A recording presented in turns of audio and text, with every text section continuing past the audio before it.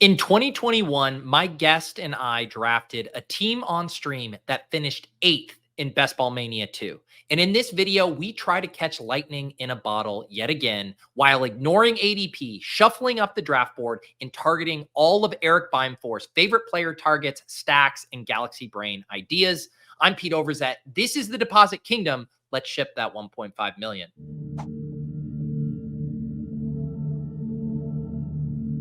Erik Beimfohr here with me from Spike Week. A little while ago, we finished top 10 in Best Ball Mania 2 with a team we drafted on stream. And every year we get together around the same time to recapture the magic. But first, Erik, I need to find out how you are attacking these drafts this year. Right off the rip, what is your favorite structure in Best Ball Mania right now? This one's easy. This was the easiest question out of all of them. The thing I feel the strongest about is zero running back this year. And I think it's a little bit because it's counterintuitive when all of these wide receivers have gotten more expensive. We're getting running back values that we've never gotten before, like in the early rounds.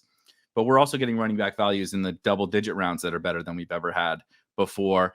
And there is just really no making up for what happens at wide receiver if you fall behind too quickly. So I'm just absolutely hammering zero running back about as much as I can, and specifically trying to mix and match players maybe differently than I used to. Notably, I think last year, Jaylen Warren, RIP of recent days, but was basically like 3x as owned on zero running back teams as like expectation, right? And then like you compare him to like a teammate, now this year, Najee Harris.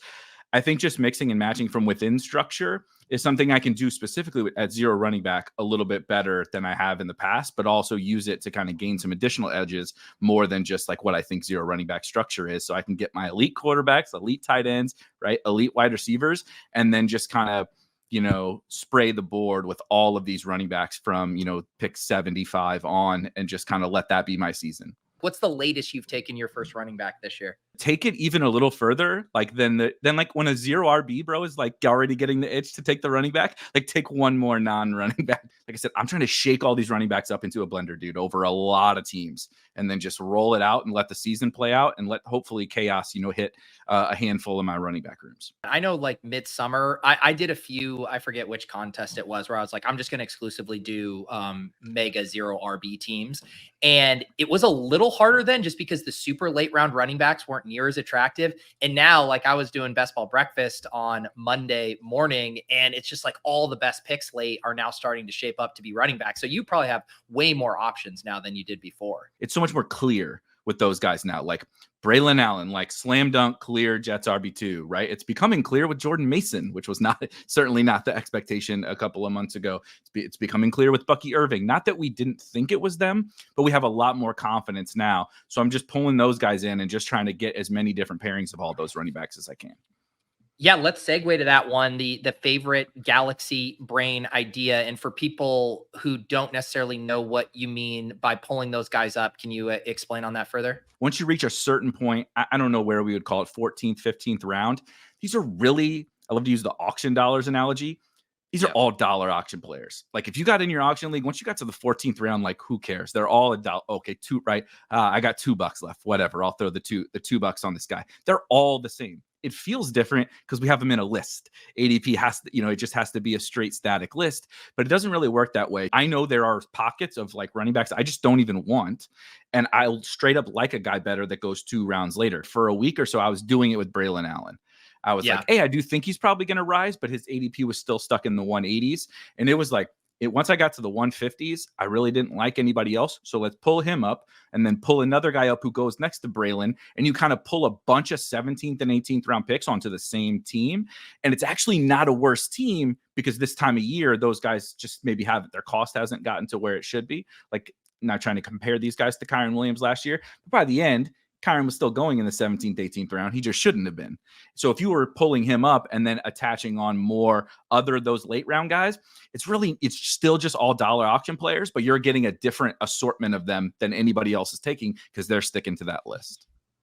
Yeah, and it's such I was realizing it. Someone asked me on Best Ball Breakfast on Monday too, like, what's the one thing you're trying to do? And it is I was not good at this last year. I was getting in autopilot mode and drafting like the same late round guys that I was over and over. And like, I refuse to let that happen this year. And my little pro tip is break the ice earlier than you would imagine. Like, I think in a BBM draft, I took Theo Johnson in the 15th or 16th. Like, I knew he was going to be one of my late rounds, and it kind of shakes you up too. And also, some of the guys that are the guys you're specifically trying to avoid, they are going to go naturally because you just pulled the guy up. The rest of the room will take him. And then those guys won't even be there to tempt you of like, oh, this guy's a 14 pick ADP value. So like, that's my pro tip is just you want Jordan Mason in the 13th round because you didn't have a lot of him and he's not going to be drafted a ton. Go ahead. Just take him there. And then that'll get the juices flowing for you. Just say to yourself, how do I build teams that my May self couldn't draft, my June self couldn't draft? And I will say for people, I know there's a lot of new people to Best Ball who have been watching these videos. We are talking specifically about Best Ball Mania. This contest opened back late April, so a lot has changed. There are players like Jordan Mason. You might look at his ADP and be like, no, he's going in every draft. Well, he's going in every draft now, but his ownership is going to cap out at like 25, 30% max because people weren't drafting him early. So the stuff we're talking through and pulling these guys up is unique to this contest that spans 4 or 5 months here. But Erik, let me ask you about your favorite player target, because I know this dovetails with this zero RB conversation as well. He's on the rise, but I think it was like probably the worst price on the board for a good chunk of the summer, and that's Tyler Algier. And I know that feels like, weird because he's like kind of just a straight handcuff, but two things were really at play for me. The starter is going super, super early. And in particular, when I'm drafting a ton of zero running back teams, a nice additional way to leverage off of Christian McCaffrey and Breece Hall and Bijan Robinson is to take their backups. You're not rooting for the injury. Of course, that's probably how you hit your big ceiling outcome. But also, it could just shake out differently than we think. Like, Christian McCaffrey's already hurt, dude. And he's not that young. Like, who's to say they don't say, we're probably going to make the playoffs. Like, let's ease off of CMC for some of the regular season. And now you have a useful Jordan Mason. Last year, Tyler Algier was totally useful alongside Bijan. Bijan never got hurt, and Tyler Algier is good because he's just good at the game, and they were running a lot. Different situation now, obviously, but they're kind of giving us enough drumbeat to say, like, all right, like we like this dude. We're excited about the Falcons, but their handcuff, really good third-year running back was just like going at pick 165 all summer. And so he's obviously risen a lot, but he's still kind of my favorite guy in that tier. I think it's possible he gets standalone value. I think probably not so much, but I think he has like some of the best contingent value that absolutely exists. And that's kind of how you can win with zero running back teams. It's funny because this is a thing we did on our team where we finished top 10. I'll put a link to that draft in the show notes. It's always fun. I know some people like going back and rewatching it at times. We passed on, I believe it was Dalvin Cook early to select Davante Adams. The consensus 102. And we said, you know what? We're going to go zero RB here. Let's pull up Davante Adams. It wasn't like an absurd reach. It was like 108 or something, his ADP, but people weren't taking him ever at 102. And then to compound that, we said, okay, how does this hit? Well, Davante Adams smashes. Dalvin Cook probably doesn't pay off this ADP. Okay, how does he not pay off his ADP? Sure, he could flop. Or if he gets hurt, we're going to take Alexander Madison as a way to kind of double down. And so I think I love that thought because from a portfolio perspective and an individual team, if you're making this big bet like you are against the Breece Halls, the Bijans, the CMCs, how is a way that could really go right for you? The wide receivers hit, but those backup running backs, one of them, two of them is a smash. So I think thinking through your stands and your fades and how to compound that is a really sharp thing. That was a super fun team. I did check the date on this. This was August 24th, 2021. So coming up on the 3-year anniversary. I do not believe a team that was streamed has ever come close to finishing this high in one of the tournaments. So today we are in a second here going to see if we can recreate that magic. But real quick, I do want to get your favorite stack right now on Underdog. I said the Giants. Which I think is a little unique and contrarian. Yeah. Malik Neighbors, I think, is like much more of a 1B to Marvin Harrison than a 1A. I just think he's a generational prospect that is a really, really comfy click at the somewhere in the 2-3 turn area. Devin Singletary is like if you're a zero RB bro, like I know he's not, it's a very unsexy name, but you want a workhorse running back in the double-digit rounds. Like that feels pretty good on zero running back teams. And then I totally understand people that think Daniel Jones sucks. I think Daniel Jones sucks. But you know what he does? He does score fantasy points when he's healthy and he's out there. I trust in Brian Daboll. I trust in kind of everything there. The drum beat this summer, right? They're throwing the ball downfield more. Wandale's healthy. Hyatt in the second year. They boosted up the offensive line. I just kind of want to bet against the market sentiment. 2 years ago, the Giants not only made the playoffs without Neighbors, with Isaiah Hodgins and Richie James, they won a playoff game. They beat the Vikings in the playoffs. And I think we've just written that off and written off Brian Daboll and how good of a offensive coach he can be. And we're latched on to last year when there was a lot of injuries and not so great roster. So I'm really, really into the Giants because they're just super cheap. And I think the upside's through the roof. Yeah, and I think the kind of the typical, I also draft a lot of Daniel Jones. The typical pushback is this idea that he could get benched because the injury clause is very similar to the Russell Wilson situation. If they're out of the playoffs, why would they risk it? They have Drew Lock. They would just try to move on to next year. So how do you respond to that popular anti-Daniel Jones take? Yeah, it is a real risk. And if you show me a late round quarterback who has a bunch of upside and zero risk, I'll draft that guy. I'm much more aggressive and open to risk on quarterbacks, I think, than other people are. Look, ideally, would I like to have Daniel Jones and my QB1? Let's say I draft Mahomes, or I draft Patrick Mahomes. I would love to have both of them in week 17. That's ideal, but it's not over. Last year, I got 12th in Best Ball Mania. My second quarterback was Kenny Pickett. Not only was he not available in week 17, he didn't do shit for me all season. I basically just had solo Lamar Jackson all year. And so it's not over kind of a thing. So I'm much more willing to embrace that risk when if I don't want to do the Trey Lance thing we did a few years ago. I don't want to take that risk in the 7th round, but in the 17th round, it's a very different bet. Favorite 18th round low owned dart, who you scrolling down for these days? I'm just into the Minnesota Vikings. Now we have some wide receivers. One in particular that has crushed camp is a young guy who I was admittedly very biased and partial to when he was in college, and it's Jalen Naylor. They could have went out and brought somebody in. They could have they could do a bunch of things to move around the edges. They could have brought KJ Osborne back. They let these guys that they had in-house battle for this spot. He seems to have won it in camp. They seem to love him. And at Hawks out to start the year, you kind of get this weird young player who has both front loaded production because he's going to start and run routes for sure right away with the Vikings. And he's going to, if it goes catastrophically bad, he's not getting benched. They want to run him out there. Hawkinson's hurt. Who knows what's up with Addison with the injury and the potential suspension. There's just this crazy runway for this guy I kind of like, who hasn't been drafted all summer. When you're doing your true zero RB builds, do you have 6 wide receivers and then you'll kind of just tack him on as your 7th at the very end? Exactly. I like to hold on to one, sometimes two, because I'm a big Yoshi guy. I think last year you and I we drafted him. Yoshi Voss. Yeah. So you can tell that I'm a big Andre Yoshi Voss fan, but so I'll have a couple of late wide receivers a little bit that I might want to mix in that I'll hold on to a spot for, but Naylor's the one for sure. The time has come. I hopped us into a Best Ball Mania draft here. We got the 111, so no influencer favors here, but we will have lots to work with on this side of the board. I assume from the 111, if you're doing a ton of zero RBs, a lot of people hate this slot, but you're never really tempted by any early running backs from the 11 hole.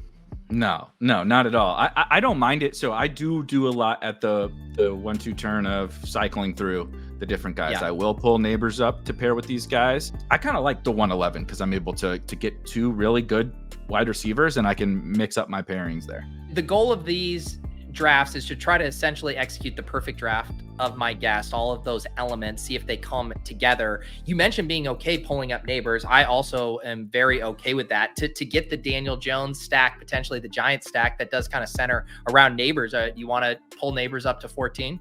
Yes, absolutely. I don't have a big, this is where I'll flag plant the Neighbors pull up there. Do you have a preference between all of the Marv, London, Puka, whatever late round guys, AJ Brown, Garrett Wilson? I don't know if Wilson's gone. Wow, Wilson. Yeah, Wilson going ahead of Justin Jefferson. I was about to say, if Jefferson falls here, we're running to the podium, baby. Yeah, then you're setting up that. Okay, AJ Brown. So this goes kind of clean. I mean, I do take Puka a lot here, but I'm good. I want you to decide who would you like to pair with Neighbors. let's do London and try to do London neighbors. Sounds good. Yeah, and that's another thing too, where most drafters, you know, and I think the Puka stuff, like maybe a little shakier now just with that injury. I mean, I still think he's a fine pick, but this idea of initially it was like, all right, this long tier starts at 2-1. Now you could probably push it up and say it starts at 111. Even less people are going to have essentially have 2 first-round picks, because psychologically we're all like, I'm willing to pull up a random, you know, second-round guy. I don't want to take 2 second-round picks. So, I mean, the neighbors Drake London pairings have to be pretty few and far between.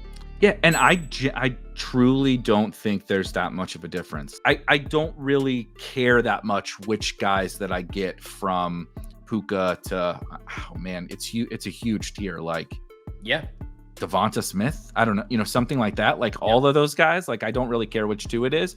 I want to make sure I'm not doing something silly at the 1-2 turn. But beyond that, like if nobody's going to have a London neighbors team, like I want a London neighbors team. Like it's kind of that simple. Yeah. All right. We are on the clock. We start Drake London, Malik Neighbors. This is kind of the choose your own adventure here at the 3-4. This is where I like to scroll. I would love to go wide receiver, but I like to go with like T McLaurin or T, you know, something like that. Maybe do T here and then see if, you know, it's not a lot, right? But it's just pull them up a little bit. Most people in this spot would take a Zay or sometimes a Diggs or Josh Allen or something, and then they would take T, right? That's how there would be this run here. Even like they may not take T at 38, but if they did, that would be the order. So I like to just move it down a little bit, stay on track with the wide receivers, and I don't really like Pittman, I don't love Zay, I don't like Amari, so I just move down the list a little bit. And I do really like Terry McLaurin, and I like he obviously plays Drake London in week 17, and it gives us outs to Jaden Daniels, which I really like to have outs to Daniels if I can. Yeah, I like that. So now we've taken 2 guys whose ADPs are anchored to the 1-2 turn in London and the 3-4 turn in Higgins. I guess, you know, Higgins has bounced around some drafts. He gets pulled up, but still this side. And then we've paired them with 2 guys whose ADPs are opposite side of the board. So you see 24.8, that's at the 2-3 turn, and then 51.3 exactly right here. So very hard to get these 4 on the same team if you're just trying to value hound it. You're obviously never going to draft the exact same team, but I would rather not like have the same team through like 9 rounds, like several times. Like that's just like, it's not really getting me anything. I'm coin flipping myself with a bunch of $1 auction players, and like that's not how I really want to play it. This draft is breaking kind of nice here for the tight ends. I mean, Trey McBride will often go a lot earlier than this. He goes at 52. Laporta and Kelsey the only off the board. Mark Andrews does go. I mean, not that he was going to slide to us. Wow. Okay, I jinxed us. I completely jinxed us. I was like, oh, the tight ends are fine. Okay, they're all gone now. No. Yeah, Kyle. If Ingram goes right here, like I'm logging off. Okay, like if somebody's watching. Your room is bugged. Your office is bugged. I mean, I should have never have said that. I should have done what I do when I'm live, which is just kind of like sit on the takes until you get a little closer and you don't jinx it. Where have you been extending kind of like your elite tight end, which I define as if you're comfortable going with 2 with them. That's how I personally define it. When I saw you define that on Twitter during the Great Elite Tight End Wars of 2024, but I totally agree. It's Brock Bowers and David Njoku for me. Like that from the fall off from the ceiling case for those guys, and even maybe the floor case to Dallas Goedert and Dalton Schultz is so big for me. That's where I kind of define it. I love Jaden Reed, so Jaden Reed would be my guy. Yeah, so we're gonna grab Jaden Reed here. His ADP has slipped, I don't know, 4 or 5 slots, I think, since like some of the like preseason stuff, the whatever Packers family night or whatever, people rotating their snaps. Well, let's make this pick and then we can talk about both of these selections. But we add Jaden Reed as our 5th wide receiver here. Do you start thinking about some of your like quarterback ADPs? I was thinking about like the Love ADP, the Daniels ADP based on where we pick here. Yeah, and then so I was gonna throw out George Kittle. Yep. Gives us more outs again to Brock Purdy. I just love when I can keep running down and keep my flexibility open with quarterback. It also allows you to really dip in and out of running back, when you kind of feel like, oh, there's a falling, whatever, maybe Jaylen Warren is a faller in this spot, and we're like, let's go ahead and take this dive on, pick 105 Jaylen Warren or something. But if you needed Jaden Daniels, you're like, we can't do it. Like we cannot do it. We have to have Jaden Daniels. When you have Cousins and you have Purdy and you have, all these different options in your back pocket, it makes the draft, like when we're talking about it, letting it come to us with like the unique combos early, you can let it come to you when you have the flexibility at quarterback. When you don't, like everybody complains about getting sniped all the time, like on Twitter or in their favorite Discord or whatever. It's because they don't have any flexibility. They said, I took both these Eagles and some asshole took Jalen Hurts, right? And it's like, well, you were pot committed to this. You should have just taken him in the third then if you weren't comfortable losing out on him. So I kind of build the opposite way. Like, just give me outs to all of these different quarterbacks and I'll be happy with the team. How do you handle this spot here? We got the 0 RB, 5 wide receivers, 1 tight end. The wide receivers, there's a couple names, but it's gotten mostly wiped. Do you give in here? Do you reach on a quarterback? What's the play? I usually give in here, to be totally honest with you, at running back. But I would be open to another tight end, or I would be open to hitting quarterback. But what's running back again? So running back is, you're looking at Kamara as the faller, Ramondre, Zamir, Warren. It's not a ton of the fun names. What do you think? Let's do double elite tight end. Let's take Ferg or Bowers. Either way, yeah. Let's do Bowers. Who do you want? Bowers. Let's do Bowers. Okay. Let's do Bowers. All right, I got Bowers here. All right, yeah. Let's grab him here. Yeah, it's a bummer that, like, normally when I was doing those extreme 0 RB teams too, you're wanting a value to like smack you in the face. I guess some people would say Kamara. But if you're not, I know. I don't like Kamara. So then the question is, would you want to grab a quarterback? This Burrow's right at ADP, but we do also have tons of other options later. What's running back again? Can you just go to running back? Ramondre, Zamir, Swift, Mostert, Brooks, Chase Brown. What about Mostert? Just for like a little bit of different flavor, doesn't perfectly fit the ADP spot and is not the 0 RB bros flavor of running back, old. But like, have you ever seen anything like a guy who scores 21 touchdowns in a season, comes back, is on the same team? They got better on offense and we just plop them in the 9th round. The 8th round. Yeah. Like it's kind of crazy. And so, and then, like I said, you can also get the kind of structural things where, like, even with all that, 0 RB bros are like, nah, man, Jaylen Warren, come on down. Like I don't want the old Raheem Mostert. I want Achane, and then Jalen Wright goes later. I don't want Mostert. So he's been kind of a priority. There's nothing we would want to do here at wide receiver. Tight end, we're obviously done. So we just filter by quarterback. In running back, let's see what J Mill does here. Are you buying this dip on Jonathan Brooks? It's so tough because I still really love these other guys. Oh man. So my highest ranked guy is Tyjae Spears right here, even above Brooks. So that would be my vote. I totally understand the dip on Brooks, but I've kind of put him at the back end of this tier, not for any other reason than I think I was just like a little too out over my skis at the beginning, and it was kind of like I had time to think about with the confirmed injury diagnosis and the first like month being gone, just to think about kind of the Panthers as a bet a little bit more. And I like them, but I just think like I can get similar bets in this exact range and not have to deal with the first month being out, and it just always introduces a little bit of extra risk anytime you're going to miss significant time, for sure. So here's a question. Would you ever take one of these take Singletary, Moss, or Brooks goes and try to go down to Cousins as our QB1 at the next turn? Yeah, because I was thinking, we're down to Cousins and Daniel Jones as the other option. I think I would have been enticed if we could get both Brooks and Spears. I think I'm okay with Brock here and just making sure if there isn't another rogue. Like if Kirk goes rogue, that would suck. Trouble. Yeah, then we're in trouble. I guess you could still you could have talked me into like a Will Levis thing with Spears, Yeah.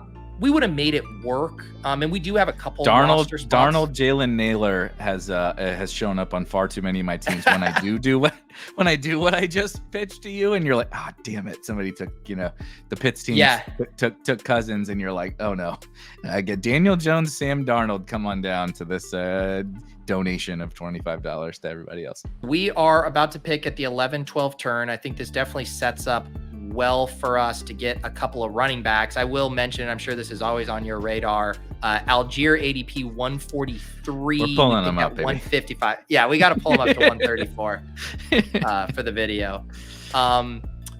And again, this is again, we keep talking about tiers. He's very much within this tier. There's no one here that's like, how is he here?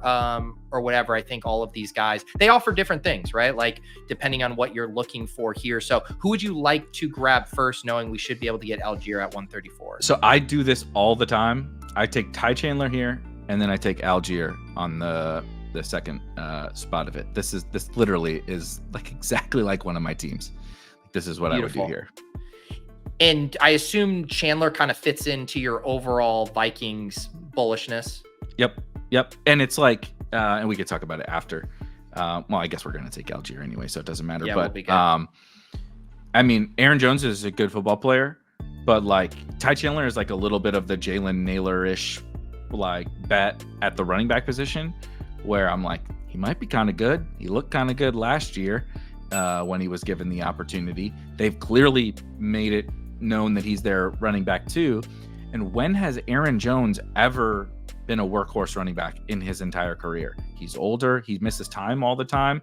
It's I think I'm getting standalone value and elite contingent value, or certainly above average contingent value with Ty Chandler. And no offense to Zeke and Gus and Jerome Ford and stuff, but give me a guy who is going to play for the Vikings, going to play 35% of snaps week 1, and will play 85% of snaps if Aaron Jones is not playing. That dude just screams like a target to me. It's kind of a lesser version of Tyler Algier. Chandler's my second highest owned running back to Tyler Algier. We're about to pick here. It does seem like the running backs are going to be the best option for us. We said, I don't think anything QB here. Tight end, we're good. Wide receiver, this is a grossish range of picks here. Do you have some running backs you like here? Oh, big time. I love this range. Hopefully, I'll wait 7 seconds before I say the name. But this was one of my he was one of my favorite prospects, and then he landed in an awesome spot. It's Ray Davis. Oh, okay. You threw me the head fake. I was like, you're gonna go Jay. No, but I mean, look, I love Ray Davis. You're never gonna get pushback from me there. It's kind of crazy to me. He got reasonable draft capital. He's I know he's old, but he's kind of a fun prospect, super productive, man, at a bunch of different shitty schools. I value that too. That's very Pacheco-y to me, where you were at bad schools and you are really, really good as a running back. And he did that all the way up, dominated the SEC in his final season. And now it's all this is a bet against James Cook. That feels pretty good, because James Cook is going to be fine. But James Cook is never going to be, and it's the Aaron Jones thing. I think you're getting some form of standalone value and contingent value. Braylon, let's do it. Yeah, that's the thing that's so tantalizing about Ray Davis is, again, similar with the Ty Chandler. I feel very confident this dude is touching the ball multiple times week 1, could be even in the high value touch capacity. So just even that alone, this price on him has been kind of nuts to me. People are so spooked. I put Ray Davis as my favorite pick in whatever round he was going when I did that video. And I get a lot of comments of Josh Allen is the goal line back. James goes how is this guy ever going to get touched? It was Latavius Murray basically paid off his draft. I think he had 4 rushing touchdowns last year. And you don't think Ray Davis can pay off a 13th or 14th round price tag, but people are skeptical. So we are 1 pick away from Mason coming. Levis is here as well. Darnold is here. And then of course, Daniel Jones. Wait, wait, yeah, Daniel Jones is still here. Sometimes he goes early. I think the right combo here would be Mason and then Jones. Yeah, I understand the Levis thing, but I make these teams 2-7-7-2 is a lot of the times what I make them. When I have 5 wide receivers early, that's what I do. And then I understand Levis is the better value or whatever, but I think Jones on this team tied to Neighbors makes a lot more sense.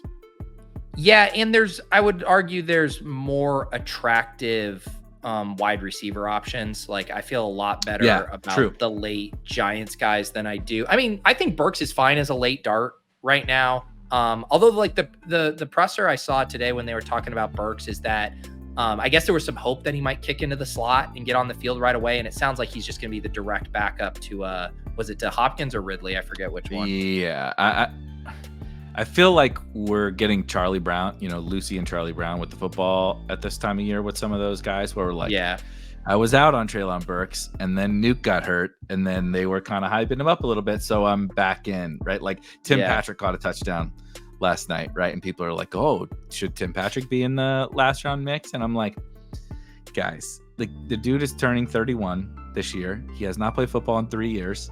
He tore his ACL and then he tore his Achilles. Like I said, he's 31 on a bad offense. And you watched him catch a touchdown against the Packers third stringers, and you're like, oh, maybe I should do this. And I just feel like it's easy to get duped at this time of year. And the Burkses will dupe me for sure. Like I'm guilty, but I'm trying to not get too duped with that. I like the Giants guys. I like the Giants guys better. I think whether it's Slayton or Hyatt, I actually am pretty comfortable with either. I think that they're both totally fine bets. And so I'm much more cozy with that one than Burks. Like at least those guys like could be the wide receiver 2 on this potentially good offense we're talking about. Like, I don't even know what the real upside case of Treylon Burks is. All right. Final 2 selections here. I think we're definitely going wide receiver here. Do you have a just Giants? Take Naylor first? That's the prudent thing. We gotta take the guy. We gotta take the guy we need first for sure. Yeah, that's actually smart because unless this guy double taps 2 Giants, which he doesn't, man, this guy has been on a wild ride here. A 3-5, 5-3, and then grabs Jordan Whittington here. This is a fever dream of a build. Do you have a favorite on Hyatt or Slayton? Yeah, I take Hyatt. I know it's gonna backfire, and Slayton's gonna be running all the routes, in week 17. But just had Pat and I just did a show with Lord Reeves, Rich Rebar, and he's all in Jalen Hyatt, and I was taking Hyatt already over Slayton. And when Reeves, he's got a great way of getting you fired up about just about anything, honestly. And he was just basically like, he convinced me to start drafting Rashad White, and then he was like, well, don't worry, Jalen Hyatt's gonna bail us out. We get Jalen Naylor and Jalen Hyatt. So man, as far as our goals in this draft, 0RB, mega check. Pull up a bunch of players into the unique spots of the draft board relative to their ADP, mega check. Favorite player target, Tyler Algier, check. Favorite stack, Neighbors and Danny Dimes, and then you tack on Hyatt, check. Favorite 18th round low owned dart, Jalen Naylor. You hit for the cycle here on these challenges.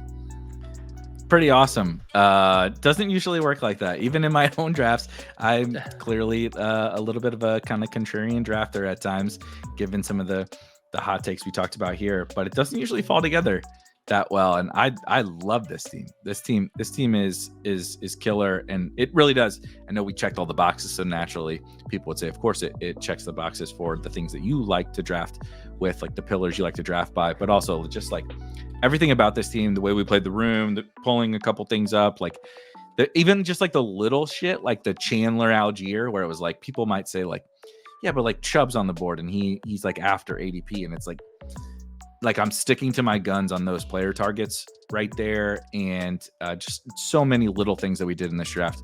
Mostert, right? The Mostert on the 0RB bro team is different. Playing things around the turn. I think we really played all the hits on this one. Yeah, and I think like the only way this could have broke maybe a little bit cleaner is if we were able to get like a big value on like a Love, Burrow, or Jaden falling. Maybe just get a smidge more quarterback upside. But other than that, I think we built a really strong team here. Daniels would have been over Tajay, right? So yeah, if you swap Purdy to a running back and take out Tajay and put Daniels in there, this team is like the stone nuts, like the actual nuts. Erik, love this team. We always build some monsters when we get together. I'll be very excited to track this one this year. Let the people know what you got going on over at Spike Week, specifically if they want to review some of these combos that we were just talking about. Yeah, great call. Obviously, just a couple of weeks left to draft, but you can also track your teams during the season. So it's really a great time if you're just getting into best ball to sign up over at Spike Week. It's just $40 a month. We have just a ton of tools, man. The tools will help you. We have what we call our draft hacker. You saw something similar on Pete's screen that will overlay like. We're up to like 100 options that you can show on. It's kind of ridiculous that you can see on your screen the things that are important to you while you're drafting. A lot of it for me is that combinatorial ownership type stuff. So like every time I'm on the clock in a draft, I know how many times I've taken that, like a player who's in the queue with players that are already on my team, like all of them. And so it's really, really powerful to help you put together kind of these finishing touches to your portfolio. And then, once the season gets here, you can analyze it with our Draft IQ tool. And we'll be doing some of the in-season best ball stuff as well. So, they have the what's it called, the Underdog tournament that they have in the in-season. DraftKings does in-season. Resurrection. Yeah. Resurrection. Yeah. So we'll be covering all that too. And like I said, just $40 a month over at Spike Week, and get you all covered. Discord's free, all that fun stuff. Awesome. Check out Spike Week. I will link to it in the show notes. And if you guys are new around here, make sure you guys subscribe. Going to have a flurry of videos down the home stretch here in these final weeks. And as always, let me know in the comments, people you guys would like to see for this guest draft series. I'm Pete, and for Erik, this has been a Deposit Kingdom draft. We'll see you guys next time.